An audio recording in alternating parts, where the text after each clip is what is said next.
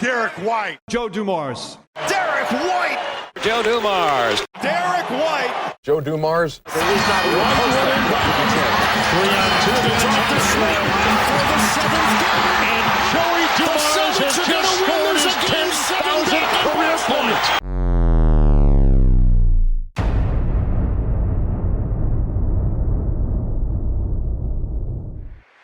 On this episode of NBA Now and Then, the greatest comparisons. We compare two guards with a team-first mentality.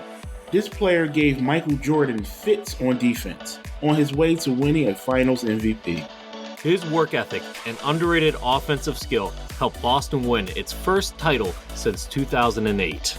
If a championship caliber team needed two-way versatility with poise and composure, these two players are at the top of that list. We are eager to present to you Derrick White and Joe Dumars. I'm Uriah. I'm Maurice. I'm Lucas. And I'm Ben. And we're here to talk NBA Now and Then.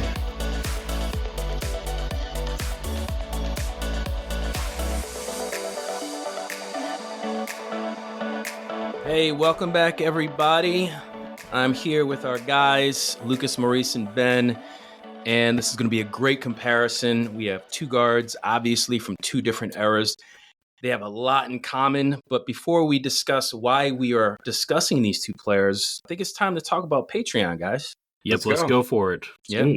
If you're looking for bonus episodes that are not available anywhere else, check out our Patreon page. When you subscribe to Patreon, you not only unlock Legends of the Game comparisons and Mount Rushmore episodes, you become part of the basketball community that appreciates analysis of NBA stars like Shaquille O'Neal and Moses Malone, Ray Allen and Glenn Rice, and even Bob Cousy and John Stockton. Visit www.nbanowandthen.com today for info on how to join our Patreon page. Then, with a click of a button, sign up to help sustain our show that is more about the facts of your favorite players than the personalities and hot takes of the hosts. You guys ready for this episode? Let's go. Let's do it. Yeah. Let's go, guys. All right, we're talking Derrick White. We're talking Joe Dumars. Why are we talking about these players? I think I'll go with Maurice first. Why are we talking these guys? Two championship caliber players. Derrick White more recently. Joe Dumars, one of the integral players that pretty much ended the Lakers dynasty of the 80s. Dumars was usually the second option behind Isaiah. Derrick White, usually a role player behind Tatum and Brown. But, he has big performances as well. What about you, Lucas? Why are we talking these players today? I think we got to talk about these players being underrated two-way players and arguably two-way stars of their generation. I mean, people talk about Derrick White being the ultimate role player, and Joe Dumars was a star in his own right. And I think, some people would say that Derrick White, arguably, when the Boston Celtics are fully healthy, is the second best player on the team. What about you, Ben? Kind of to piggyback off what Lucas said, the scoring is super underrated for both guys. Both teams move the ball really well. Obviously, Isaiah Thomas is a true point guard, one of the best of all time. So it's easier for Joe Dumars to get open, whereas the Celtics are more of a committee. They move the ball around, kick twos open. But Derrick White can get hot. All of a sudden, he can have like 6 or 7 threes. And Joe Dumars had sort of the same impact where, like, who's this guy? You think defense first with these guys, but they can give you 25 or 30 real quick. So I'd say very underrated scorers and very underrated shooters. I just want to say that they're both very unassuming. You look at them, they don't have a lot of sound bites during games or after games. They just do their job. And as I said earlier, very unselfish team-oriented players. And I'm glad that we're going to cover them in this comparison. First quarter, background. It is time to talk about the Buffalo. Before he got that nickname, he was born Derrick White on July 2nd, 1994, in Parker, Colorado. Derrick grew up in a close-knit mixed heritage household with his father, Richard, who was an IT specialist and a lifelong Celtics fan. Perfect. Worked out for him, right? Interesting. His mother, Colleen, was a legal assistant. His dad actually played ball in high school, which helped guide his decisions to assist his son on his journey. More on that a little bit later. Derrick was a sports enthusiast from the age 4. He was reserved and shy as a kid and was always a little bit on the scrawny side. According to a CBS News article, basketball trainer Marcus Mason, who knew Derrick when he was in middle school, said, quote, "He was a very average player in 7th grade when I first met him. I got an average player who just wanted to get better." True or false? Derrick White played football before he got to high school. Let's go with Ben first. True or false? I'm going to go with true. I'm going to say false. You gave us a context clue earlier. You said that he was scrawny as a kid. Okay. You don't become non-scrawny in middle school. You get scrawnier usually before you start bulking up in high school. Also, on top of that, he looks more like a baseball guy. Okay. And Maurice? I'll follow Lucas' lead on that one. I'll say false. All right. This is for you, Ben. Really? Wow. I tricked you. Last time I followed Lucas. Look, the context clues were there, okay? I did give a little I think the style of the play is That's a fair point. Yeah, that's fair. What I thought. Yeah. There's a photograph of him online. You can find it yourselves, of him with a football helmet on. He's next to his buddy. So he did play football before high school. Was he still scrawny, though? Oh, yeah. He's always a scrawny kid. Yeah. Okay. Maybe it's like an experiment thing. The parents gave him a shot, and maybe he's like, yeah. I was apparently too scrawny for my parents to let me try Pop Warner football as a kid. I was skinny as a rail, too. Soccer season was football season. So I yeah, couldn't soccer. do it. Yeah. The soccer was there, too. Let's get back to Derrick White. Despite his passion and desire to improve at basketball, Derrick faced early rejection. He did not even make his A team in the 8th grade basketball league, which hit him hard emotionally. His childhood friend named Corey Culvert stated that after being devastated not making the A team, quote, he became the man at his high school the next year as a freshman. And even though he was small, he was by far their best player. You guys want to hear his high school numbers? Sure. Yeah. All right. In 4 years at Legend High, Derrick White scored 1,085 points. His senior year averages were 17 points, 4 rebounds, 3 assists, and 2 steals per game. Even though he turned into a pretty good high school player, Derrick White still lacked recruitment buzz. Before we get to his college days, what stands out to you guys about his upbringing? I'm always interested in people from Colorado. You don't really hear about it too much. It's a super outdoorsy place. Obviously, that produces athletes. So for me, Deion Sanders has kind of like put it on the map a little bit with his football team. So I'm always kind of interested in that personally. Yeah, small state, mostly known for, I guess, football, I would think. Honestly, running is its top sport. Like it's where because they're in a higher altitude, so they get to do more breathing training. A lot of Division I athletes, they train there. They do. Flagstaff, and then because what Lucas just said. So my college team went there for a couple weeks, an entire summer once to train there. The elevation. Wow. So so it's actually pretty big running state. Olympians live there. Yeah, you're right. When I went there to visit my brother a few years ago, we just went to a local grocery store, and they had oxygen tanks, like handheld oxygen tanks for people that need the adjustment. And honestly, I had a hard time getting up the stairs to my brother's apartment it's like not because I'm overweight or anything. It's just because like the altitude does impact it. And it's not humid like it is here on the East Coast, like all of it except for Ben. Right. It's dry as a bone. Yeah. What about you, Maurice? What stands out to you about his childhood? Well, the high school numbers stand out a lot. Going from that to Colorado, that told me that he was already a versatile player, even early on, with the guidance of his father. Well, actually, he didn't start out at Colorado, but he did finish there. I'm not to steal your thunder. So, despite clear talent, Derrick received no Division I scholarship offers. So, his dad took matters into his own hands. According to Jeff Culver, University of Colorado, Colorado Springs basketball head coach, Richard White was emailing a ton of Division II coaches with not much success. Culver was the only college coach to scout Derrick out of high school. He planned to have Derrick redshirt, but Derrick quickly proved to be one of the best players after scrimmaging. So like most players we compare, guys, a growth spurt happened at a crucial time of his basketball development. Over/under, Derrick White's growth spurt in college, over/under 6 inches. Lucas. Over. Over. Oh, All right. Maurice? well, he's only 6'4" now.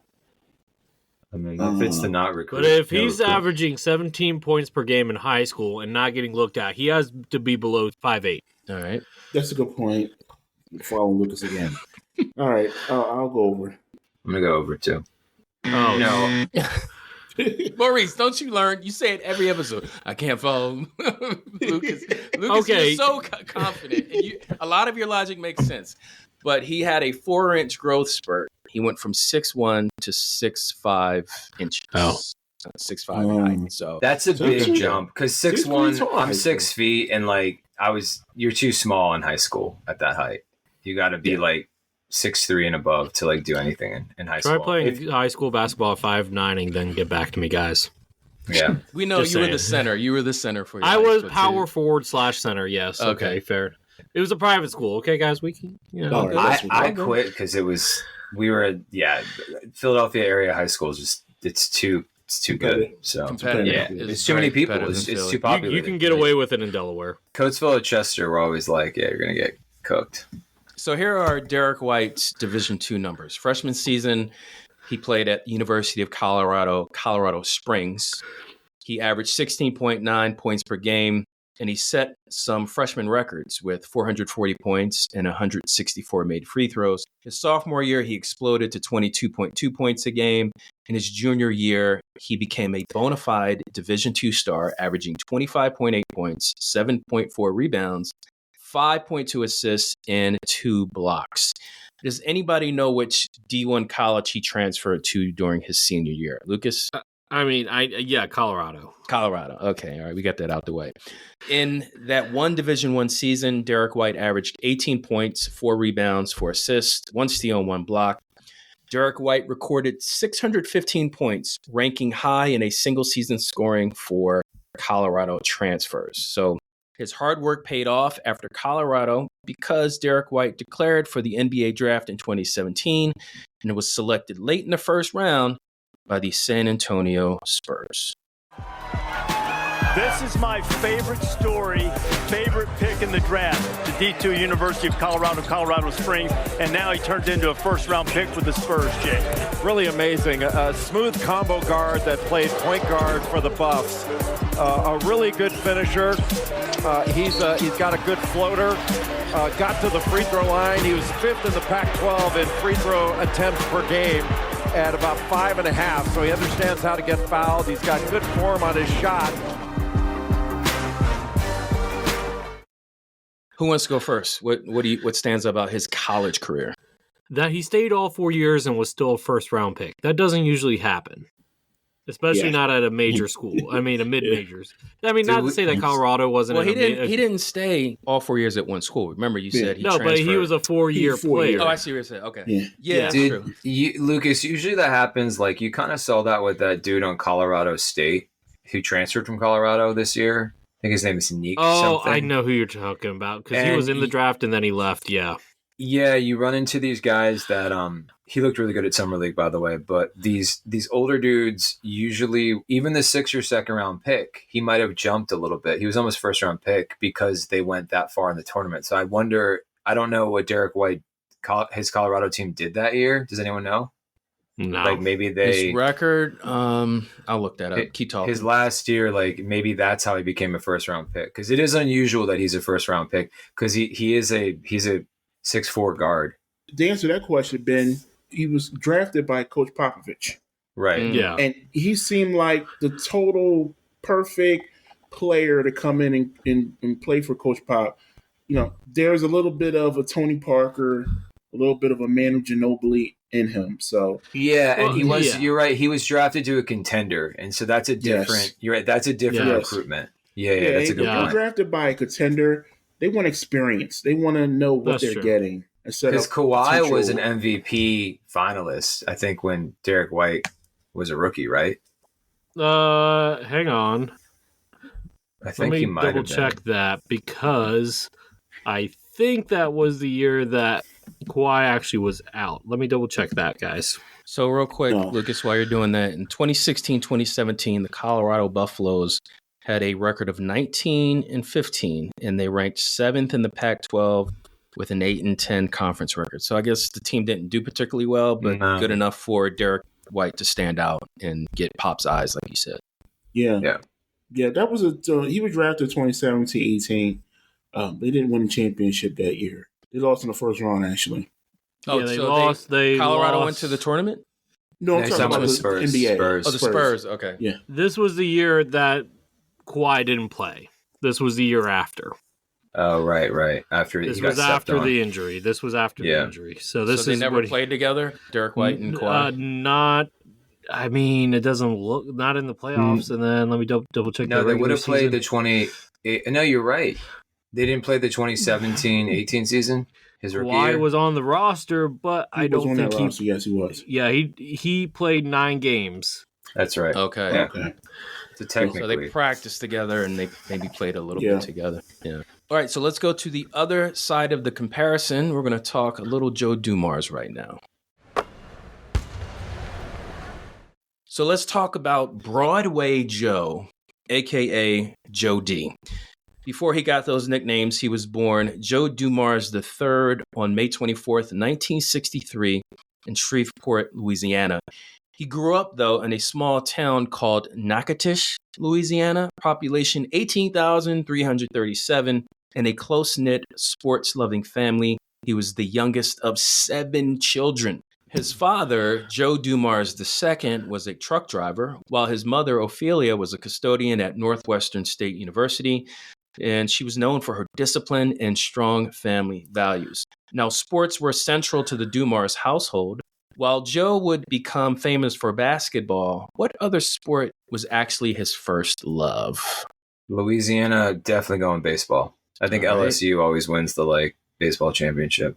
I mean, it's football country down in the South, so I'm going to say football. Down in the South, I'm going to go baseball. All right, Lucas. Finally. See, you should have followed me, Maurice. I would have brought you to the promised land eventually, like Moses in those 40 years. Yeah. Honestly, this one is obvious. These guys can guard center, so it's like we're overthinking. It's always going to be football. I didn't with these overthink two. it. Yeah. Well, here's the thing, guys. It's crazy because Joe Dumars idolized his older brothers, and they were all standout football players. He dreamed of following in their footsteps, obviously. And Joe played defensive back in high school, was known for his speed and toughness, but a big hit in practice persuaded him to stick with basketball, where he showed exceptional skill. Now, check this out. This is where it gets a little weird. Mm-hmm. That was reported by NBA.com. But when I listened to an actual interview of Joe Dumars, he said that he played basketball because he was trying to carve out his own niche, to be different from his brothers who all gravitated towards football. So I think I might go with Joe Dumars on this. Yeah. Now, his family's work ethic and strict moral code deeply shaped Joe Dumars. He often spoke about how his parents taught him humility, respect, and responsibility, qualities that defined his calm demeanor and reputation as one of the NBA's true gentlemen. His father built him, this is interesting, a makeshift basketball court in their yard, where Joe spent countless hours refining his game. Who wants to guess what his dad made the hoop out of? A laundry basket? Well, the hoop itself, probably like wires or something. I don't know. Wires strung together? Okay. Like Then a branch or something? I don't know. I'll go a milk crate. Okay. My, I knew someone had to go milk crate. You just can't leave that off the You list. have to, I will say my dad made me a makeshift basketball court when I was in high school. I mean, we had a normal hoop, but what he did was he just got packing dirt and just ran it over with one of the tractors until it got really compressed. Wait, your dad made a basketball court out of dirt? Well, That's it wasn't cool, man. Oh, no, like a net. No. So The We're court. talking about the court. Okay. Yeah, the court. Yeah, the court. All right. Unfortunately, you are all wrong. Aw. His dad actually took an old bicycle wheel Wow. and a half of a wooden door. That's actually pretty innovative when you think about it. Yeah, it is. Yeah. That is definitely Is a bicycle something. rim is that the same size as a basketball rim? Well, if you get a kid's bike is smaller. Yeah. Yeah. Well, I I don't know if it's the exact same size, but the point is still there. Yeah. All right. Believe it or not, Joe Dumars' high school stats were not on the internet. I could not find them anywhere. I mean, look, it was like in the 70s, so like, and in no, the South. it was the 80s. It It was the South. It was the 80s, early 80s. However, he was considered a natural scorer with a reliable jumper. He spent endless hours practicing, which was a testament to his parents' example. So what stands out to you guys about Joe Dumars before going to college? I'll go to Lucas first. Being a basketball player in the South, that's not a common thing. I mean, we've done some other guys like Charles Barkley, but like it's few and far between. And usually those players end up being a lot more physical NBA players. Yeah. Okay. So basically, the Mecca, like New York and Philly and Chicago, like those places were known for basketball more in the 80s. Yeah, back in the day, yes. Don't forget West Virginia. Yeah. Oh, Lucas's favorite. They're playing today. We're recording on the 30th of August, and they're playing at 2 today. Let's go. All right. Who cares? I do. Okay. All right. Just had to put that out there. There are other West Virginia fans, I'm sure, that listen to it. What if Jerry West listened to it? Well, actually, no. Never mind. He can't. Jerry West's son. Jerry West's son. From this West Virginia conversation, what did you think about Joe Dumars before college? Sort of like how he got good individually. You don't really see that as much anymore, especially with like these kids get recruited. They go to these like there's that insane Florida high school that Cooper Flagg went to that everyone goes to. Yeah, for me, this is coming from someone who didn't have any siblings growing up, so I didn't have any brothers or sisters. But just a competitiveness in the household to have all those older brothers in the sports and they're playing football, and you just say, "Hey, I'm really good at basketball. I want to play basketball," and to grow up and be skillful enough to go to the college and then to the NBA, get drafted the first round in the NBA. That in itself tells me a lot about Joe Dumars.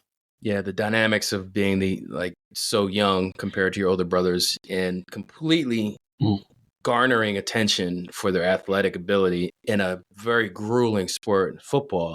No wonder Joe Dumars is like, I think I want to do my own thing. I want to stand out and maybe preserve my body a little bit more in the process. So and get paid more too. Joe Dumars enjoyed an outstanding college basketball career at McNeese State University from 1981 to 1985. Over under, how many points per game did Joe Dumars average in college? Over under 21 points. I'm going to say over. Definitely over for me. Okay. I'm going to go over as well. All right, good job, guys.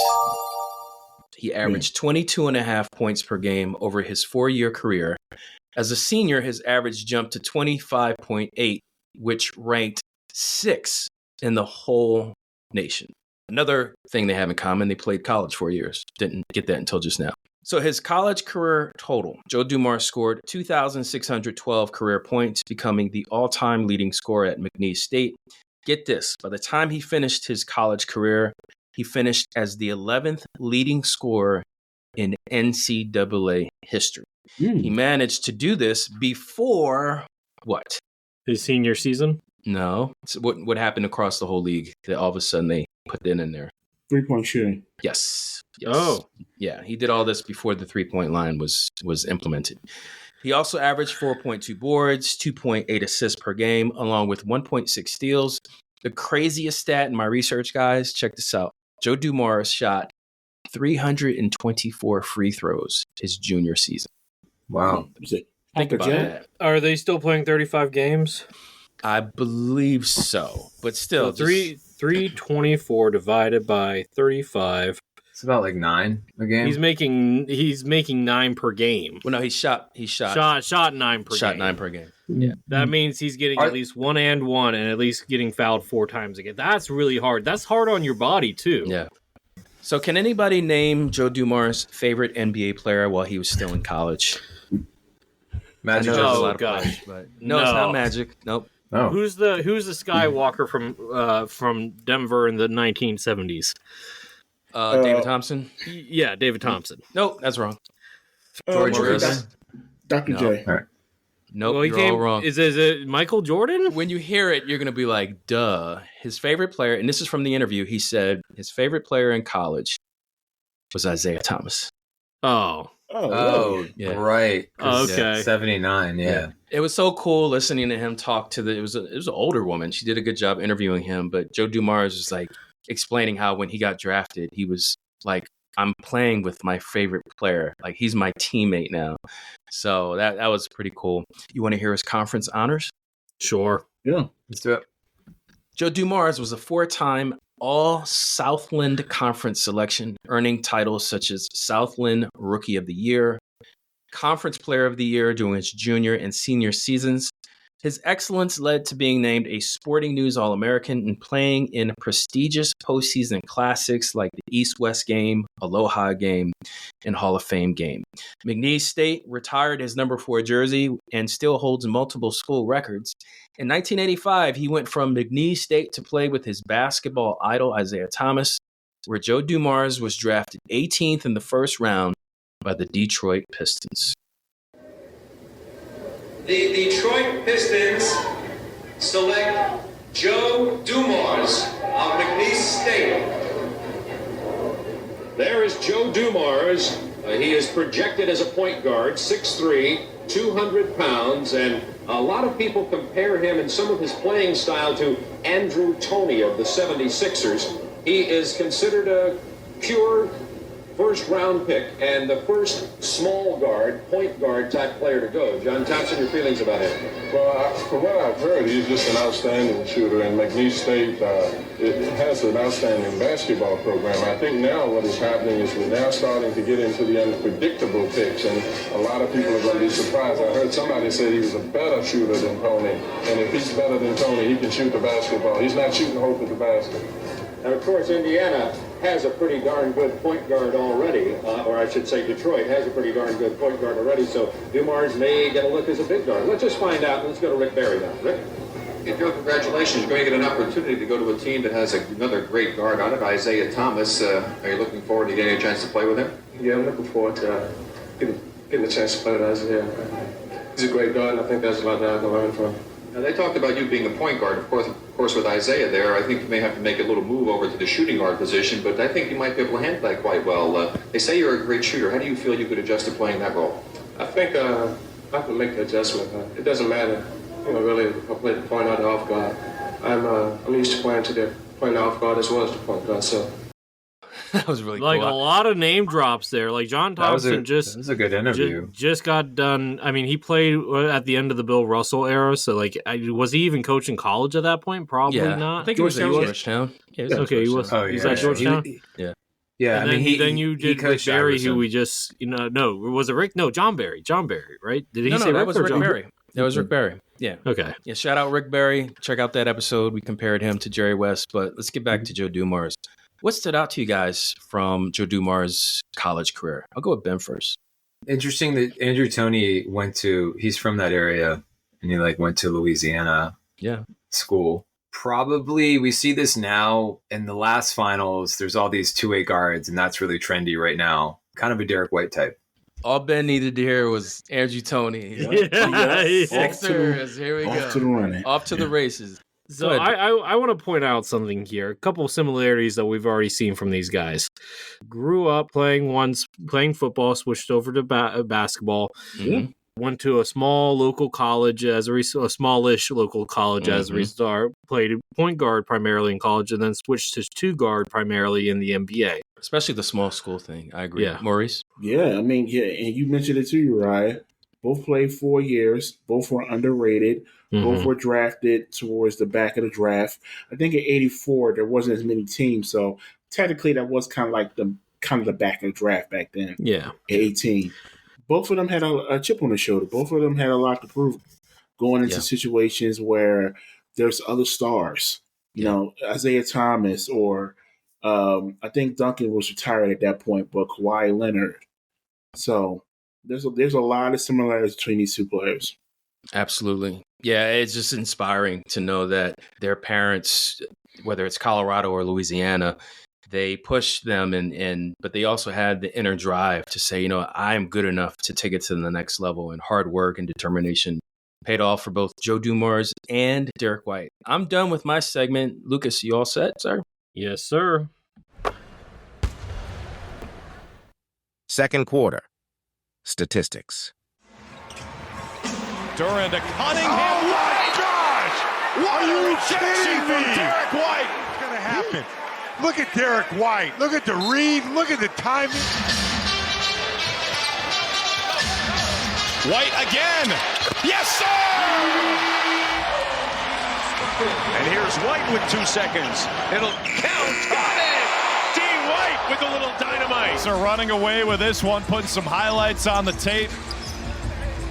D. White got him again. Look at the smile from D. White. He loves it. Springs free. D. White in the corner, waits for Matthews to fly by and makes him pay. He's going to make you pay. That's a foul. And White scores.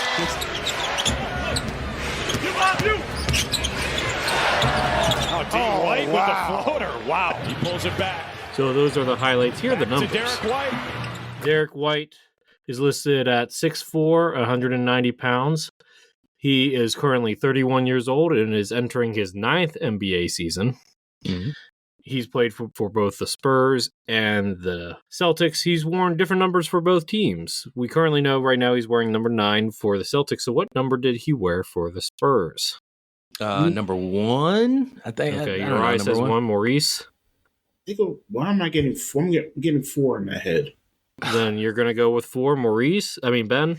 Wait, can I change it to 4? I like what Maurice said. I'm going to go with 4. Oh, okay. Go ahead, Ben. You changing your mind, man. Come on. 24. 24. Okay, Ben, this is for you. Yeah, no, it was 4. You're right.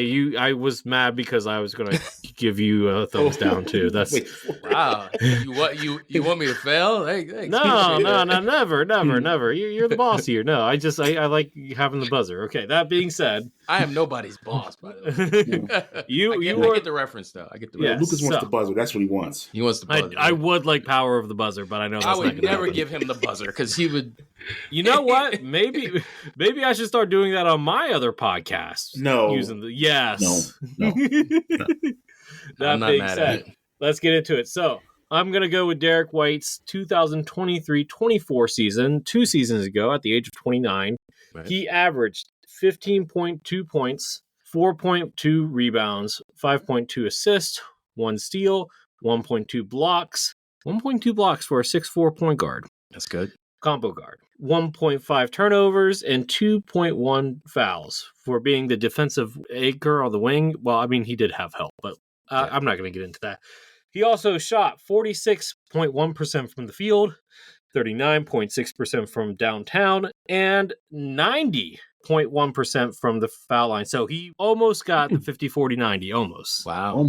Okay. Wow.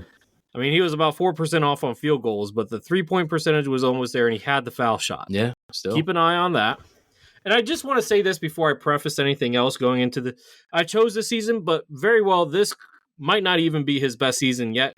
We all know that Jason Tatum's going to be out for the 25-26 season, or majority of it, so he's going to have a lot bigger offensive burden. We'll see how that impacts his stats, but for now, we're going to go with this. Okay. So anyway, that being said, those are his best season stats. Any thoughts on them? I'll go to Maurice first. Yeah, I didn't know he was close to 50-40-90. That's pretty impressive. Being on his stat team that he was, you're not asked to do a lot. He's known for his defense, but offensively, we haven't seen the best of Derrick White yet. Him being at best the second option on this current Celtics team next to Jaylen Brown. This season could be his best season coming up. Yeah, it's going to be interesting because Drew Holiday and Porzingis also left. So, and most likely Al Horford. So, not that he was a big option, but it kind of took like touches away from him. He's finally going to get defenses to pay attention to him. He won't just be wide open in the corner. I think he's going to have a breakout year offensively. The stat that you read that stood out to me was the assists. Averaging 5 assists when he's not a traditional point guard, and I don't know what his minutes were. How many minutes did he play that season? He played 32.6 minutes per game that year. Okay. 73 games. Yeah. Still 5 assists for a guy that is a great spot up 3-point shooter. Of course, he can get his own shot. I think he's underrated getting to the rim, but in that system, they move the ball so quickly. It just makes sense that he's such a good shooter. Is he going to be their point guard? No. They named Peyton Pritchard as the point guard. Yeah, wow. He had a great season too last year. Yeah. So Simon's going to be the small forward, or Simons is coming off the bench. That's some good power coming off the bench. Yeah. Career averages over 8 seasons are 13 points, 3.7 rebounds, 4.2 assists, 0.8 steals, 0.9 blocks. That's another thing. I just want to point out that he has more career blocks per average than steals, at least for his career, and looks like for a good chunk of his overall time, which is impressive at 6'4". 1.4 turnovers, 2.1 fouls, while shooting 44.8% from the field, 36.9% from the three-point line, and 85.2% from the foul line. So any thoughts on the career stats there? Might seem a little underwhelming, but, like I said at the beginning, people consider Derrick White the second best player on the Celtics sometimes, which I think is more of a shot at Jaylen Brown, but, Yeah, everyone's opinion is an opinion, and we'll see this year. We'll see how that goes. Yeah, that's very true. Yeah, that's very true. Any thoughts on that before we move on? Yeah, and I think most people thought that Derrick White was the second best player, just like Joe Dumars. People always thought he was second best player, even though you had Bill Laimbeer, Dennis Rodman, Vinnie Johnson, or Mark Aguirre. So, yeah. I mean, I think he's always been like the solid third. Like, I always thought he's better than KP Drew. And Drew. Like, he's always been the solid third. There's games where he is like kind of right there with Jaylen Brown, but I always think he's kind of the solid third. All I know is that San Antonio, I bet they wish they had him back, right? Well, let me tell you let me tell you the trade for that. I have that up. We talked about it a little beforehand. So when Boston acquired him about 4 years ago, mid-season, they traded Romeo Langford, Josh Richardson, a 2022 first-round pick swap. No, protected pick. That was only top 4 protected. What did it end up being? Blake Wesley. Oh. And a top 4 protected 2028 first-round pick swap. Yeah, so a bag of peanuts. Yeah, pretty much. That was a in steal. hindsight. I mean, because Blake Wesley, I think right now is currently on the. Is he even on the Wizards? I know he played for their summer league team. I don't know if he's still on. Oh no. But look, they boss. Shout out at the new GM Brad Stevens for making that trade. And Pop was really big on him wanting to go to a contender too. That was I remember hearing they were that. Because they were starting their rebuild at that point. Now, every time I ask, how many career triple doubles does Derrick White have? And yes, he does have at least one. Can you give us an over/under? Over under 10. I think it's under. Yeah, it's under. Okay, you are correct. Can you guess 1 through 9 how many he has? 1 through 9. I'm gonna say 5. 6. You say 5. Yeah, because he's like their Maurice? 3rd or 4th offensive option. Okay. We're all wrong? 1. He had 1? Okay, yeah. I figured it was low. So high, though. That's not right. Because I wanted to throw you off. Well, you really threw us off there. Yeah. He's a trickster. Over under 45 points as a game high for Derrick White. 45. All I know is he's going to break that this year. In today's NBA. Whatever over it under. is, he's going to break it. Under. I'm going to say under. I'll say over just to be different. Under. Okay. You're right. This is for you. Okay. He scored 41 points last season. How many? 41. 41. Okay. 41. Okay. So 3-pointers made in a single season. I think this is important because they were both known as like underrated shooters. Yeah. 3-pointers made in a single game, 9. And that was this past season. Yeah. Wow. Yeah. That's impressive. Insane. I wonder, I can't see from this basketball reference if it was the same game, but I have a strong suspicion it might have been. Outside of that, career highs, we have in rebounds 11, assists 14, steals 6. Over under 5 blocks as a career high. For Derrick White? Yeah, we'll go over. I'm going to say tie. I'm going to say 5 exactly. Okay. Ben and Maurice, this is for you. Yeah, guy blocks. It was 6. Yeah. It was 6. Okay. But nice try. Turnovers are also 6. So he's a low turnover guy, has decent playmaking. I think the thing that I wasn't expecting was the shot blocking. I think that's the thing that's really surprised me about Derrick White so far is the shot blocking. I don't know about you guys, but what has surprised you guys about these career highs? Yeah, I think the block stands out to me. I remember looking at his stats a couple of years ago, and he was always ranked toward the top along guys like Matisse Thybulle. There's my Sixers reference. There you go. Yeah, but Derrick White, yeah, he's such a great player. I'll add in the low turnover rate, always reliable with the basketball. The most he's ever had was 6 turnovers. That's really impressive, especially for a person who's a known ball handler. He's not a big, he's a guard. So okay, and I'm gonna go 14 assists. I think that we're gonna see maybe more of that next year. I'm gonna go with Derrick White's championship season for the playoffs run. So 16.7 points, 4.3 rebounds, 4.1 assists, 1.2 steals. I'm not going to go every stat, but you guys will get the basic gist. 45.2% from the field, 40.4% from the three-point line, and 92.1% on foul shots. I think that's pretty impressive. High efficiency guy scoring almost 17 points a game for a title run in 19 games. He averaged more points last playoff run, but wasn't quite as efficient scoring, but they needed him to do a little bit more towards the end there. Yeah, 40% on trying to threes. win a championship, and yeah, he definitely was an integral. He wasn't like a 10-minute per game guy in the playoffs. He was a reliable, and they needed him, and he stepped up when they needed him the most in that series. And I will just say this: his playoff career high came during his finals run too in points per game at 38 points. He scored 38 during in a playoff game? Yeah. For the finals? I don't know. It wouldn't tell me which game, but yeah, okay. During the playoff run, during their championship run, he scored 38 points. Good for him. Yeah. That's definitely Joe Dumars like, because Joe was putting up numbers in the finals. Playoff All right. Yeah. So if nobody has any other thoughts, let's go switch gears. Pressure, Lambeer. Ahead to Dumars. He gets the open jump shot out of it. Now he's got a 3-on-2. Dumars the open baseline jump. Yes, they can't get him the ball. Isaiah takes it under the hoop. There's Dumars for 2. He got it. Michael Jordan never done Dumars winds up shooting over Pippen for 3.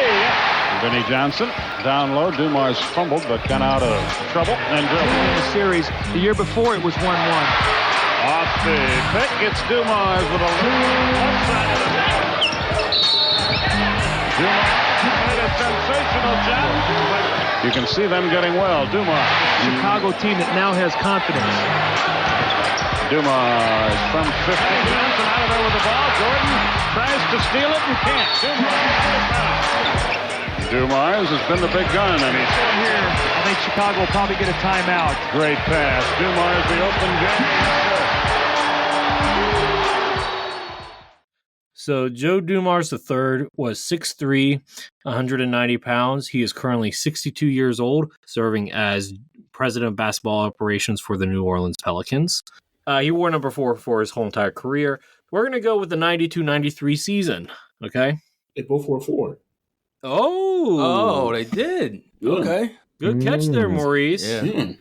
So he averaged 23.5 points, 1.9 rebounds, 4 assists, 1 steal, 0.1 blocks, 1.8 turnovers, 1.8 fouls. For a defensive team like the Pistons, for him to only average 1.8 fouls, extremely impressive. Right. Yeah, I would not expect that. Yeah. He shot 46.6% from the field, 37.5% from downtown, and 86.4% from the three-point line. Thoughts about that season? Well, first of all, the fouls. He was never known as the enforcer on the Bad Boys. Exactly.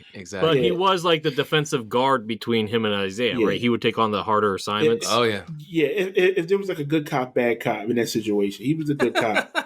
Yeah. Good cop, bad. That's a good one. Yeah, John Sally, Lambeer, all of them was the bad cops. Yeah. Even Isaiah.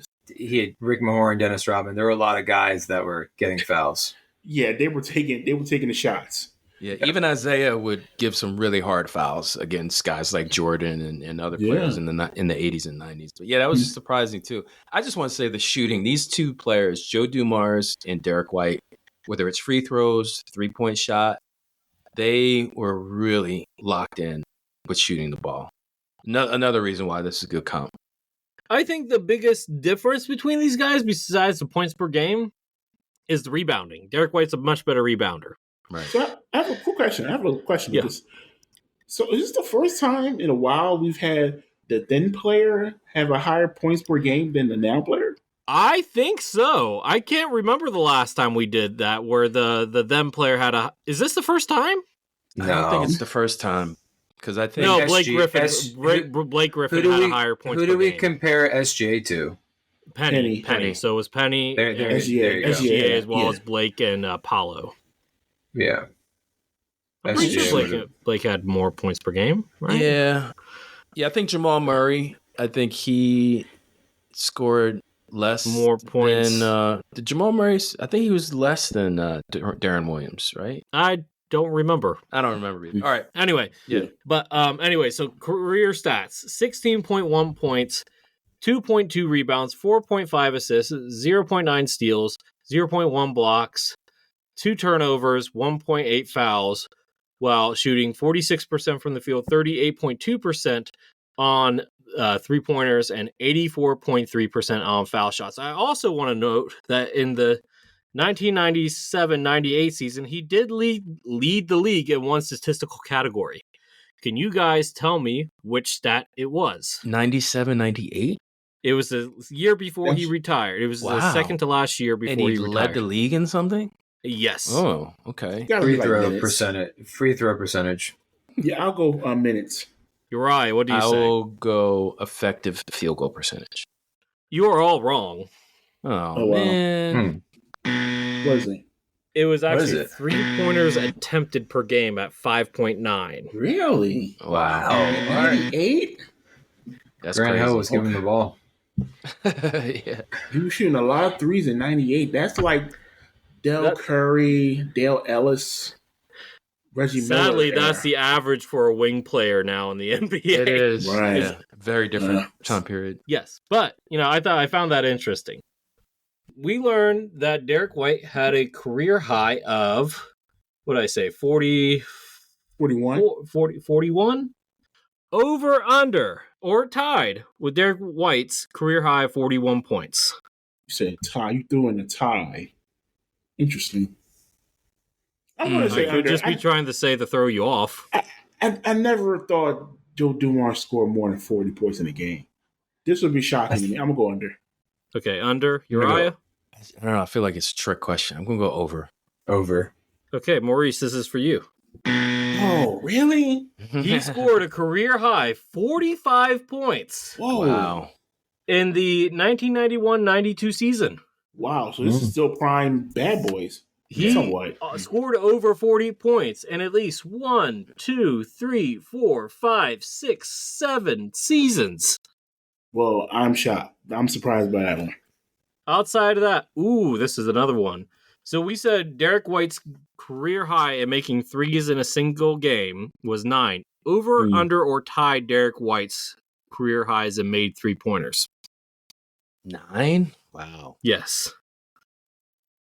Under. Maurice? 9 threes in a game is crazy. But I'm underestimating. I'll say tie. Tie. That's what I was thinking. Because that one season, he shot a lot in 97, so I'll go tie. Those are all fair answers, but they're all wrong. In the 94-95 season, he made 10 3-pointers in a single game. Wow. Get out of town. Yeah. I'm being dead serious. Double-digit threes? Yes. I'm going to go to YouTube and watch that. That's fascinating. I've drastically underestimated Joe Dumars' game. Yes. Yeah. So, outside of that, career high in rebounds is 10.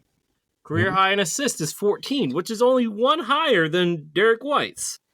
No, it's the same. You said 14, Derrick White. No, Dumars is 15. Sorry, my mistake. Oh, okay. All right. Yeah. Steals is 5. Blocks is 2. That's not surprising. Turnovers is only 8. And fouls is, of course, 6. Uriah's favorite stat. So, don't think I've forgotten Uriah. No, anyway, yeah. so any thoughts on these regular season career highs? I think the 10 3-pointers in a single game for an NBA player in the 90s is beyond, not known as a sharp shooter either. Yes. Like when you think of the greatest sharp shooters, you don't think of Joe Dumars at all. Yeah, and this is 92, 91, 92, right? That was 90. He did that in the 94-95 season. That's nuts. No triple doubles for Joe Dumars, though. So we're going to go with the playoff stats. We're going to go with the 88-89 playoff run. He averaged 17.6 points, 2.6 rebounds, 5.6 assists, and shot 45% from the field. Shot horribly from downtown, honestly. Shot 8%. 8? So, wow. He had a bad he had a bad series. postseason. Anyway, yeah. And, back then he wasn't really much of a shooter yet. He became a better shooter as he came along. Right. Yeah, after Isaiah, it was pretty much either Mark Aguirre or Adrian Dantley, depending on, who got traded when. But Joe Dumars was always in the mix as one of the key contributing offensive players. So I'm not surprised that he got up to 17 in the playoffs. But I was a little surprised by the low three-point shooting. But like we all know. Like I said, he averaged 20.5 points per game in the 90-91 season. Let me ask you this, Lucas. His scoring went up every season, right? For like the first half of the 90s until like his second to last All-Star game, which was 94-95, he averaged, between like 18 to 23 points per game in that range. And then it went down significantly the last 4 years. When he was drafted in 85, going into the 90s, his scoring wasn't as needed on those Pistons teams because he had those guys Uriah mentioned. And then he had the outside threat of Bill Laimbeer. Yeah, so that doesn't surprise me that his scoring was low in that playoff run. Yeah, and then playoff career highs was 35. So Derrick White did get him in that one. Derrick White was 38, so he got 35. Any thoughts on the playoffs? They were really good. All right. Then I'm going to pass the ball off to Ben, and I'm going to close my Chromebook so that people can't say that I'm cheating. I'm ready. Third quarter, accolades. You got some loose teeth. You got a chip tube. This cost you. Why was it all worth it? Man, this is what we work for. I mean, I'll lose all my teeth for a championship, and so I'll get it fixed, and I'm going to enjoy this one. That's Derrick White, I think, winning the NBA Finals in 2024. Yes. He had a pretty good 2024. I'll start off with this question. What else did he win in 2024 outside of an NBA championship? All-NBA defensive team? He won a couple things, so that's one of them. Olympics. Yeah. So he got a gold medal. Yeah, I like all-defensive team. He got one of those, first or second. He was on the Olympic team. And he actually played. There's some guys that didn't get minutes, and including his own teammate. Yeah, it's crazy. Just a little controversial, some of those rotations, but Derrick White was a beneficiary because he's kind of a glue guy. Derrick White, kind of what we're saying, we're expecting these accolades to really sort of grow now that he'll probably be the second option on a team in a pretty open East. And I think people are sleeping on the Celtics as far as like how good they're actually going to be. I mean, Derrick White and Jaylen Brown are going to have a lot more touches, and their numbers are going to be really big. So I think Derrick White, I'm predicting All-Star. So speaking of, has Derrick White made any All-Stars? Did he make it in that 2023-24 I don't think so. No, he has not made an All-Star game. He's not. I think this is like a widely known thing, but yeah, for him to not have an All-Star appearance is kind of strange, especially with the Celtics. Because you got two headliners on your team. You have Jaylen Brown and you got Jason Tatum. I would agree with that. Yeah. I think there was a bit of controversy. I think they gave it to Holiday in 2020. They might have, but like Holiday has the name recognition already. Right. Yeah. And so I think to be fair, we do love Drew. Drew's definitely a better overall player than Derrick White. Well, he was. I would say not right now. Drew's on the downswing. Okay. So how many All-NBA defensive teams has Derrick White been a part of? I'm going to do over under 3. Over under 3 all defensive teams? Mm-hmm. I would say under. I think he got maybe 2. So he's been on the Celtics for 3.5 years, and I know the answer here because when I was researching the stats, he's had 2. He didn't get one last year, which is very controversial to me. I'd say this is like Jamal Murray level as far as like there's not many accolades to go by. Yeah. Mm-hmm. Similar to Joe Dumars, 2 years in the playoffs, he averaged more points than he averaged in any regular season. If that makes He's sense. right. So the last 2 playoff runs, he averaged like 19 points and almost 17. The most he's ever averaged in a regular season is 16.4. Mm-hmm. He's made the NBA Finals twice. He was an NBA G League champion in 2018. That's right. Interesting. That's He did play in the G League at first. Yeah, he's right. He did the G League thing with the Spurs. They're called the Austin Spurs. His rookie year, and he won a championship with them. And he is first team All Pac-12. I think the Olympics and the NBA Finals are his most impressive things, which matter the most. So, what do you guys think? He has a championship. He has a gold medal. There's not a lot of guys in the league today that can say both. There's only a couple. Yeah. I mean, Steph Curry just got his gold medal too. So, and overall, it's not a lot of accolades. We do expect him to be a little bit more this season. All-star appearance, points per game is going to go up. Overall, Derrick White is a winner, just like his counterpart here, comparison mate, Joe Dumars, both winners. If you compare like this, it's just accolade central, and then there's like no championships, or like even I don't even think he's made it past the first round.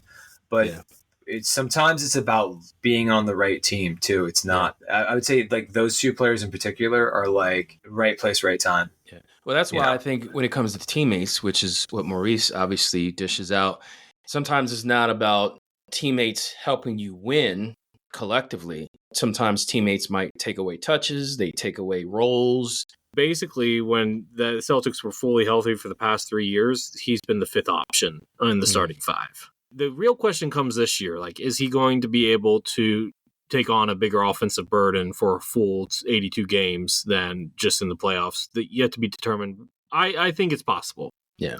All right, and now we are moving on to Joe Dumars. I've got a moment to get you over here, and just such a solid, gutty performance on your part. Congratulations. Thanks a lot. We worked hard for it.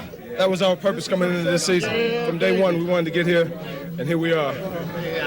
I know that also you have some thoughts about your father, how difficult it was for you to play through this. Can you share some of those with us? Yeah, my father's sick. He's back in Louisiana. I know they're all watching back there. They're rooting for us 100%. The ring goes to him. Thank you very much, Joe.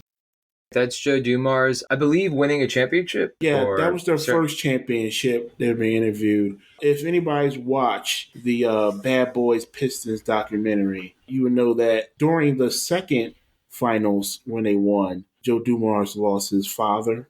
Yeah. It was he was during the game he passed, and they told him after the game. Yeah. Maurice, where can we watch that? I actually want to watch that. It's always played on NBA TV. Is it 30 for 30? Is that what it is? No, I think it's like an NBA TV documentary. Okay. I'll look it up. Yeah. Because I can't. Yeah. I can't. I tried to watch a Celtics one. I personally can't do it. I wonder why. So Maurice, I'm glad you brought that up, because that was a rough time for the teammates, because they knew that his dad had died, but they had waited until the game was over. Yeah. So they knew his dad had passed, but they didn't know. And I think his wife was the one that said, just wait until the game is over. So that was a tough time for Joe Dumars. How would you guys feel if that happened to you? Like your dad died during a game and your teammates knew, but they didn't tell you until after the game was over? No, that's what we wanted. He requested that. Oh, he wanted that? Yeah. And by the way, that is 30 for 30. My bad. Okay. What it depends. Was his dad had been sick for a little while? Yes. So maybe if it wasn't like a car accident, I think it would be a little less. Yeah. He knew it was coming. Yeah. So not that it makes it any better, but I actually, Lucas, to answer your question, I would want them to not tell me until after the game. Yeah. We got some accolades here. I'm gonna start off with one that surprised me the most, given how many good shooting guards Joe Dumars kind of came in. You got to think like MJ, Clyde Drexler, Mitch Richmond, Reggie Miller. So many good 2 guards, combo guards of the era. This one surprised me a lot. How many All-Star games do you think Joe Dumars made? I'm going to go over under 5. All-Stars. Think about the Eastern Conference. That's MJ's conference. He was drafted the year after MJ. Well, you got to remember, Isaiah was taking up a spot. Yeah. I'm going to say under. So, what was the over-under again? It was 5. Over. Wow. Yeah, All right. I'll go over 2. Lucas and Uriah, you were correct. It's 6. Yes. Oh, wow. He had a 4-year straight run, and then he had 2 towards the end of his career. Yeah. So 6. Surprisingly, 97. That was when Grant Hill was like an MVP finalist. So Grant Hill came in. He had an interesting career, Joe Dumars, because Grant Hill came in as a rookie, whoa, top 10, top 15 player as a rookie. So he went from Isaiah Thomas and the Bad Boys to this second iteration of a superstar. And he was still good. So he kind of, I think, reaped the benefits of that. And some of the numbers you were saying, Lucas, were actually in the Grant Hill iteration, not the Isaiah Thomas, some of his career highs. Yeah, so I do want to point out something. Nowadays we have maybe around 40, 50 players that average over 20 points per game. But back in the 90s and even the early 2000s, you could make an all-star team being an offensive, not being a defensive lockdown player, still only averaging around 15, 16 points per game. Yeah, that is not the case now. Because let's just say we put Derrick White into the 90s. How many all-star games he's making? He's making at least, I would say at least 4. Derrick White in the 90s and making all-star teams? Yeah, put Derrick White into where Joe Dumars played with his stats. I don't know. He make a couple. Maybe 1 or 2 at most. He'd make 1 though, I'm with you, because his team, he's been on so many 60-win teams. How many All-NBA teams total has he made? Ooh, this one I don't know. Yeah, I'm going to go over under 2. All-NBA. All-NBA. I mentioned the guards. I'll say under. I'll say under 2. Under. You guys are all wrong. Wow. Really? 3. He made 3 All-NBA teams. Okay. I be personally, shout out Joe Dumars. I have underrated Joe in 93, he was second. The theme of the pod, Maurice underrating Joe Dumars. In 93 season, he made the All-NBA second team, and then he was all third team during his one of the championships in the year after, 90 and 91. All right, so I'm going to go defense. All-NBA defense. So this is kind of this is the glue that sort of locks these two together. Their size, their defense, their defensive versatility. Yep. Really, really good defensive players. They're known. This is the guy who would guard prime Michael Jordan and absolutely do okay. They beat Jordan. People forget they were beating Michael Jordan, who averaged 38 points in a season, 37. Yeah. This was the guy that had the job to guard him. John Starks, all those guards in the East. Reggie Miller. Did he guard Magic Johnson? I think he did. I think he was the guy that they put on Magic. Yeah. Isaiah was only 6'1" or 6 feet. All right. So with that said, how many All-NBA defensive teams? I'm going to go not total, but first team All-NBA defensive teams. I'm going to put the over-under at 5. Wow. Oof. First team. Ugh. So Gary Payton was sort over of under around. 5? 88, 89, 90, 91, 92. I'm going to say first under. team? Yeah, that's stretching it. Because you got Michael Jordan too. Yeah, I'll say under. Under. Under. All right. You guys are all right. It was 4. He did get 5 total. So from 89, 90, 92, 93, he was first team. And then in between there, 91, he was second team.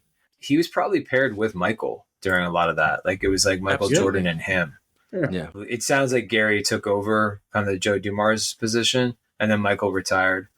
Yeah, I mean, this guy was a lockdown defender. I'm also curious. I want to see the tape of him guarding Michael and Magic. I'm curious. Yeah. There was one clip posted on our X or Twitter account where Joe Dumars was like, "Hey, I guarded Jordan." And Jordan and Joe had a lot of respect for each other. Yeah. Even during the, heyday when they was fighting for, Eastern Conference, they had a lot of respect for each other. And, that's hard to get, especially from the Jordan side of it. So, well, Joe Dumars had the size, and he had the size, he had the speed, he had quick hands, and he was not afraid to back down from Jordan. I mean, he was a tough player. Even though he was quiet, he was very, very locked in and integral part to the defense of the Bad Boys. The Joe Dumars that I actually physically saw was this Grant Hill. I'm like, oh, who's this older dude? And people would always talk about Isaiah Thomas, right? He was a vet by the time I started really watching basketball, and he was like Grant Hill's second or third option. Yeah. In doing some research, like seeing how good of a defender he was during that Bad Boys era.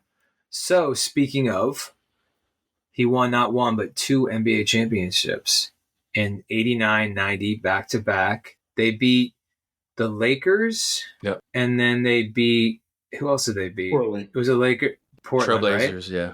Trailblazers, yeah. The Clyde Drexler Trailblazers. So, man, the poor Trailblazers, they lost a lot. All right, so Joe Dumars also was NBA Rookie All-First Team in 1986. His jersey was retired by the Pistons. These are things I did not know. He is a 3-time NBA champion. He won in 2005. 3-time? Yeah. Executive. Oh, He was that's right. Okay. That's Yeah. right. 2004 as an executive. He put that team together. Put that team together, and then in 2003 he was named NBA Executive of the Year. And so now he's recently taken what Lucas mentioned. He's recently trying to revamp he's back in Louisiana, and he's trying to essentially fix let's be real, the Pelicans problem. They've got all that talent. And so I think he's the guy to do it, actually. Yeah. Well, health problems, that does not help the New Orleans situation, and he can't control that. So, wish him the best. And if he can do it with Detroit, he can do it with New Orleans. Yeah, you can hire a better nutritionist, medical staff. Yeah. What stands out? This guy's got quite the resume. I'm going to start off with Uriah. Yeah, I'm glad I'm going first because the Pistons in the late 90s were my team. I mean, the Sixers were always my team, but obviously if they don't make the playoffs, you have to root for someone who's still on TV. So obviously Isaiah Thomas, we all know, if you listen, that's my favorite player growing up. But right next to him was a reliable Joe Dumars, who on defense and offense was an impactful player. He always came across as a man of integrity. If you listen to any of his interviews, he's always humble. But, his impact, like you said, Ben, Finals MVP when he's not even the quote unquote star. So yeah, Joe Dumars was that dude. He still is that dude as an executive, and I'm really curious how he's going to handle the Pelicans this year as an executive. When we do these, we research these older players. You learn a lot about them, right? So kind of what I was saying, even a 5-7 year age gap, that's like a generation of players like I didn't really see, right? And so knowing that he's from Louisiana, that gives me a completely different framework of like, oh, he's going back home, and like, I don't know, the Pelicans have so much talent, like I don't know, and his work ethic, his defensive first guy, like, I don't know, I feel like he's no BS, and he might be the guy up for the challenge. Yeah, I think he is. That's what I learned from doing this, and in addition to him being like Finals MVP, that he might be the guy. Like what Lucas said, he's the one who created that. What you guys said, he created that Pistons team of a bunch of kind of makeshift wander guys, and he turned them into like they were at the time, right? Like they were. Hamilton. I think Rip Hamilton was the only guy that was like a for sure talent, and a little bit Chauncey Billups. Rasheed was too. Yeah, Rasheed was. Well, but he turned those guys into like all NBA. I mean, what he did with that team is really impressive. I think we both mentioned the fact that, at least for Joe Dumars, he was the number 2 guy. Derrick, number 2, number 3 guy. But both of these guys were glue guys. And you can easily make the case that it's hard for either one of these teams to win championships without both of these players. You guys agree with that? Absolutely. Yeah. No, They were 100%. essential parts. Yeah, they were essential parts to their championship formula. Yeah, so both of these guys having a championship under their belts. We'll see if Derrick White gets another one. But for the Detroit Pistons, I don't see them winning the championships without Joe Dumars and his defensive acumen. Same thing for Derrick White. I think it's just very interesting in terms of eras, how these guys are very similar but viewed very differently based off the era that they're in. What do you mean by that?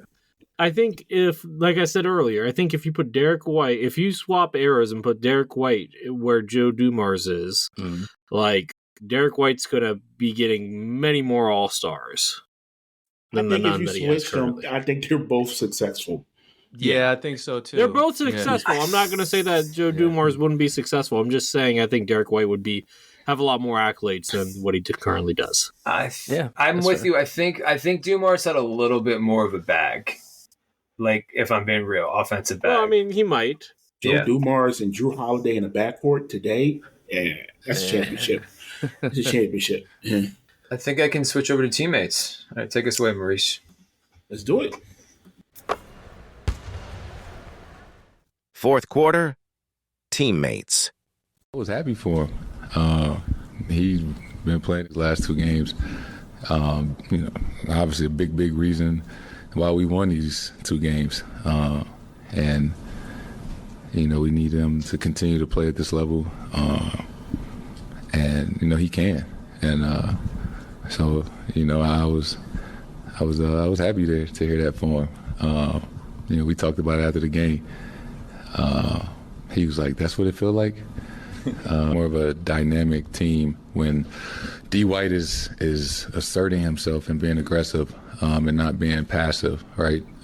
Sometimes, like we've talked about it, being too passive and looking for guys too much, right? He's like too good of a guy. But these last few games, All right, that was Jason Tatum at a press conference talking about his teammate Derrick White. Derrick White was drafted in the 2017 NBA draft with the 29th pick by the San Antonio Spurs. Let's get into his rookie season. All right, so 2017-2018 Spurs was his rookie season. Their record that year was 47-35. Their coach was Greg Popovich, and their executive was R.C. Buford. Some of his teammates were, like I mentioned earlier, this was the year after Tim Duncan retired, so he didn't get to play with Duncan. LaMarcus Aldridge, Kyle Anderson, Paul Gasol was on that team. I forgot Paul was on that team, but he was on that team. Yeah, he was old man Powell at that point. Yeah, I think that was his last season. Yeah. Rudy Gay. Oh, yeah. I forgot. I think this was Manu's last season, too. It was. We'll do a quick search. And it was also Parker's last season as a Spur.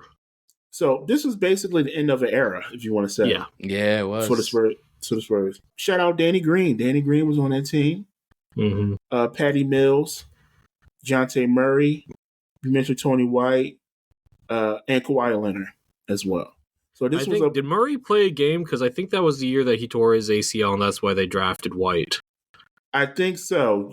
2018-19, he did not play due to injury. Okay. That was the next season. That was the next season. So yeah, this was the end of an era, passing of a torch era, I guess you could say, from the Parker, Manu, Duncan era of Spurs to what became, not the era really didn't last long because they traded Jonte Murray a couple years later. And they traded Derrick White, and then everybody else kind of left. So the Spurs are rebuilding now. They got a superstar player we're going to highlight this season as well. I'm going to skip ahead. I'm going to talk about championship Celtics team, the 2023-2024 Celtics. You guys remember how many wins they had that year? They won a championship? 2023-2024? Yeah, I know it. I'll let them go. It's over 60. 61? It's 61 was this year. It's 64 that year. Okay. I'll go with Ben. Ben sounds like he knows what he's talking about. Ben is correct. It's 64. Okay. Yeah, they won 64 and 18. Their coach was Joe Mazzulla. West Virginia. There you go. And their executive was Brad Stevens. Okay. Like I said, they won a championship that year. They beat the Mavericks 4-1. That seems like a lifetime ago now, especially if you're a Mavericks fan. Yeah. Not been a good couple months if you're a Dallas sports fan. I'll say that much. No. No. Like, sidebar, what's the worst? What's the harder trade for Dallas fans, Luka or Micah? Luka, for sure. Definitely Luka. Yeah, definitely Luka. Sure? Yeah. Yes. Yeah. Basketball, you only have a couple stars. You only have 5 players. Yeah. Yeah, you trade away a young guy, 26 years old. That's crazy. All right, let's get to the players. Sam Hauser, Drew Holiday, Al Horford, Luke Cornett, Kristaps Porzingis, Peyton Pritchard, who Lucas said might be the point guard going forward. I like his game. I like Pritchard's game. Dumars Stevens, Jason Tatum, Xavier Tillman Sr., and of course Jaylen Brown. O'Shea Brissett was on that team as well.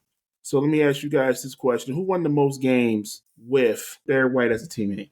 I'm going to go with Lucas first. Ooh, okay, putting me on the spot. I'm going to go with Jason Tatum. Yeah, it's either Tatum or Brown. I'll go Tatum. He technically played 3 full seasons, more than 3 full seasons with the Spurs too. So I'm actually going to go with someone on the Spurs. No, because their roster's a mess. I'm going to go Tatum as well. All right, so all of you are? Oh. Okay. Oh, yeah. Good. Thanks, Lucas. All of you are correct. It's 220. We have Jason Tatum. I almost said Al Horford. No. Yeah, Horford is 199. Okay. He won 220 games with Jason Tatum. Second was actually Peyton Pritchard. Oh, with okay. 207. I do want to highlight the current team as constructed of this recording. So the one going into this upcoming season. Yes. Okay. Jason Tatum's going to be out for this season. They have Luka Garza, Sam Hauser, Anthony Simons, Quetta, Xavier Tillman Sr., Peyton Pritchard, Jaylen Brown, and Jordan Walsh. Not a lot of star power there. Which teammate stands out throughout Derrick White's career? I think it's Drew Holiday. I mean, look, like they're very similar style players, defensive first combo guards. Yep. Drew's a little bit more talented offensively, but in terms of like their role on a championship contender team, like they were basically interchangeable. Like it didn't really matter who you listed as point guard because they basically both did the same thing. Doesn't that sound familiar, Lucas? Maybe. Yeah, it does sound familiar. Joe Dumars, Isaiah Thomas. Yeah. I could go with Tatum or Brown, but instead I'll go with Porzingis because remember, Tatum and Brown, they've been there since the beginning, right? Yeah. And when their run really took off, Porzingis came from Washington and he kind of had to figure out his role, which was help with offense, stretch the floor, but also he was the rim protector. And then you had Derrick White, who also was needed on offense, but also need to be relied on defense, kind of like Joe Dumars. So I would say Porzingis. I guess I'm going to go with Jason Tatum just because I think we're going to see how, even though I was hyping them up, how good he actually is underrated. He's like a 6'9" guy who can score at any level. I think having that attention away, you're going to see how kind of weak I think they are. And so a lot of Derrick White's looks are, let's be honest, they're pretty wide open. Yeah. I mean, he takes some deep threes, but I got to go with Jason Tatum. I think gets underrated in the superstar era, but he is really, really good. He has an insane resume, like of all NBA first teams, and well deserved. So I'll say Tatum. Yeah, I just want to shout out real quick Al Horford. He's been there just as long, if not longer, than Tatum and Brown. He knows everything about the offense. He knows everything about the defense. He puts guys in the right positions. That veteran leadership, he's the OG on that team. So I just want to shout out Al Horford. Unselfish leader, yeah. Yep. Let's move on to Joe Dumars. You got to remember, I had practiced against Joe Dumars every day. Joe D. So Joe, was like a bulldog. I mean, low to the ground, had really good feet, and people probably don't know that he was a really good tennis player. So and he would go sometimes either before or after practice or workouts and go just hit tennis balls, either with the owner or somebody else. Yeah. And I noticed that he always was like really good feet, So you think about like the way his game was. So Joe, he would say to me, I need you to slide to the one. I'm cooking. So I'd go to the one. I'd run the point, and he's coming off, and I'm just running stuff for him. You say y'all watch some of our games. A lot of the small ball, that's how we played because we didn't have a post player. His name was Pick and Pop. And Lambeer was a three-point shooting center. And to see you guys playing this way now, it just gives me great pleasure to see that the way we played, we were right. Because there was a time when we were playing and they said a small backcourt like us could never win a championship. Yeah, so let's get into Joe Dumars, drafted with the 18th pick in the 1985 NBA draft by the Detroit Pistons. His rookie season was 1985-86. Their record was 46-36. Their coach was Chuck Daly, and their executive was Jack McCloskey. Some of his teammates were Tony Campbell, Vinnie Johnson, Bill Laimbeer, Rick Mahorn, Kelly Tripucka, Kelly Tripucka, and of course Isaiah Thomas. They didn't have the foundation for the championship teams yet. They had a couple of the guys so far. This was his rookie season. They lost in the first round 3-1 to the Atlanta Hawks. Really? So, okay. Yeah. Okay. So that was his rookie year. Let's move on to his championship year.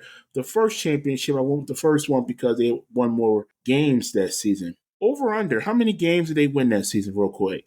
So I'm going to give you over under 64 for the Pistons. Under. I'm going to go under too. I'm going to say over. All right, you're right. You try to be different, so this is for you. Thanks. No. I know.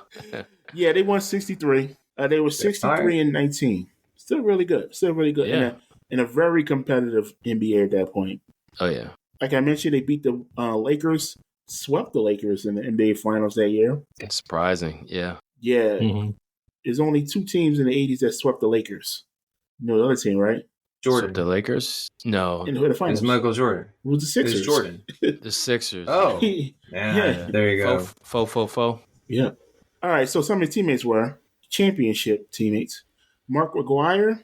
Now, they have Mark McGuire and Dantley here. They were traded for each other. Yeah. Question. McGuire, he started out on the Mavs, right? And he was an all-star there? Yeah. Yes. It's Aguirre, by the way. Mark Aguirre. Yeah. Mm-hmm. I forgot. Daryl Dawkins was on that team. On the Pistons? Yes. I didn't know that. Okay. Yes, he was. Chocolate Thunder. James Edwards, Vinnie Johnson, Bill Laimbeer, Rick Mahorn, a third-year player named Dennis Rodman, John Sally, Isaiah Thomas. Yeah, this was in a weird way, I kind of say this was a super team. What you think? What you guys think? They had a lot of talent on this team. I mean, was Mark Aguirre past his prime, or was he still in it? No, he was still good. Yeah, he was still good. Okay, then I would say it might have been considered a super team. So there's a lot less salary cap restrictions back then. I would say, Lucas, he was an all-star last year. Well, Uriah would know because they had so many guys who made all-star teams. I do think it was a super team, if we're being real. Because Laimbeer made some. Mm-hmm. I believe Mahorn made one, right? Mark McGuire was traded. He was traded the year after he was an all-star player. So Dennis Rodman was defensive player of the year. So it kind of was a super team, Lucas. You're right. Yeah, because Rodman was still coming off the bench at that point, right? I do believe so. Yes. Yeah. But that's crazy. So I would say it was a super team, and it's certainly on the defensive side. And if you just look at it, they had offense, they had defense. Yeah. They had everything. Yeah. Good coaching. All right, so who won the most games with Joe Dumars as a teammate? Isaiah Thomas. Right? I can't tell if he's throwing us off on purpose or what. Nah. He don't do most that. With I'm gonna say Bill Laimbeer. I'm gonna go Isaiah just because. Well, no, Isaiah retired early. It's gonna be a random player that probably was drafted in like 89 or 90 who played through the 90s. So I'm gonna go Isaiah just to be safe, but it's gonna be someone else. All right, this is for Uriah. Yeah. What? Bill Laimbeer, baby. Yeah, it was Bill Laimbeer. I did throw you guys off. So when did Bill Laimbeer retire, though? So he must have retired in the mid-90s. Well, they both played 9 seasons with Joe Dumars. Right. So Bill Laimbeer won 461 games with Joe Dumars. Isaiah was number 2 with 443. So close. So it's all about Isaiah just missed more time. Yeah. Yeah. So that's that. And number 3 was Dennis Rodman, 403. Okay. Roddy, okay. I'm going to mention his last season, the 98-99 Detroit Pistons. Now, this was a lockout year, so their record was 29-21. Their coach was Alvin Gentry, and their executive was Rick Sudd. Some of his teammates were, this is a blast from past names, Jed Bushler. Excuse me. Bison Dele, Grant Hill, Lindsey Hunter. I know Lindsey Hunter. I know that one. Lindsey Hunter was a good player. Christian Laettner. When did he make his All-Star? Was it with Washington or was it the Pistons? Anyway, he made an Christian All-Star. Leitner is a one-time All-Star with the Atlanta Hawks.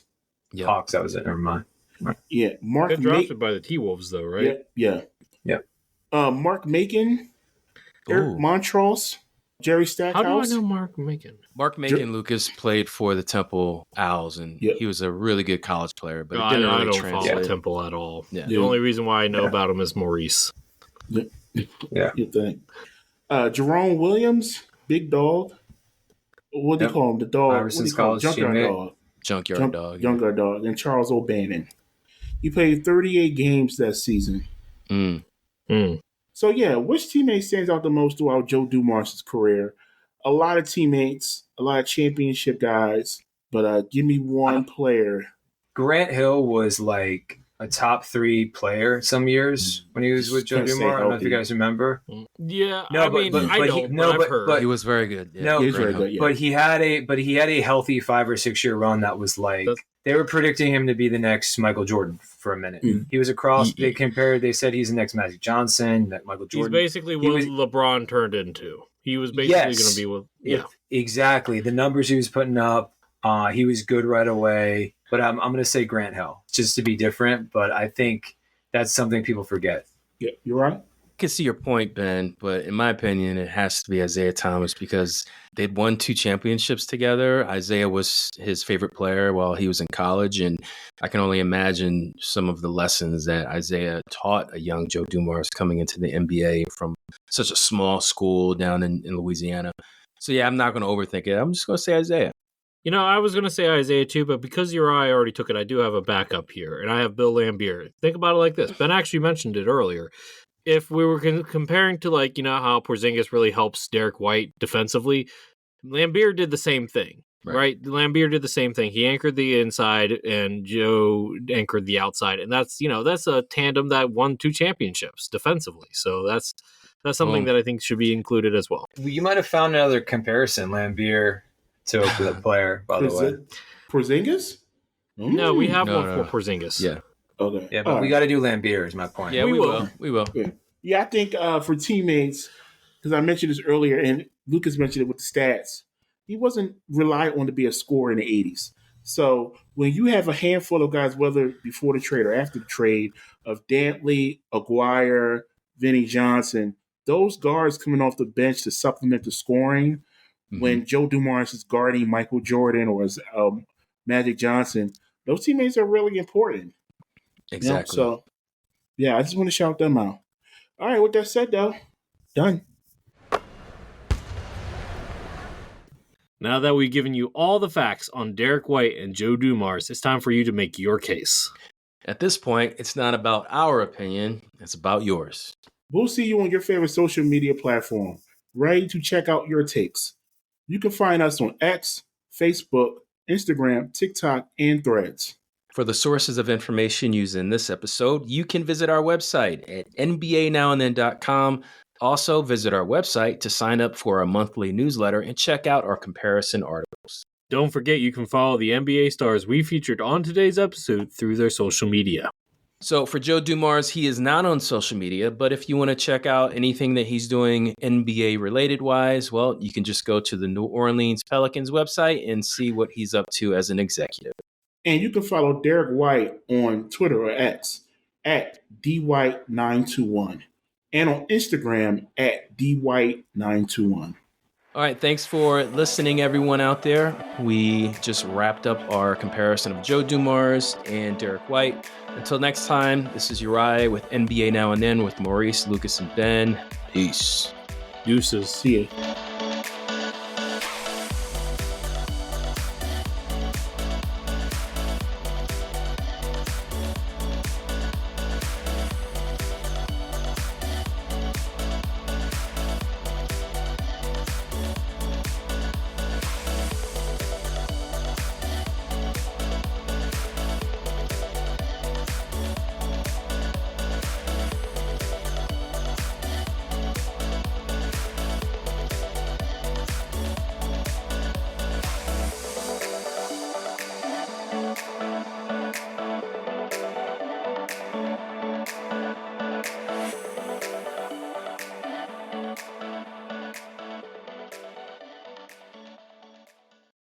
Who won the most games with Isaiah Thomas? Who won the most games with? You gave it away.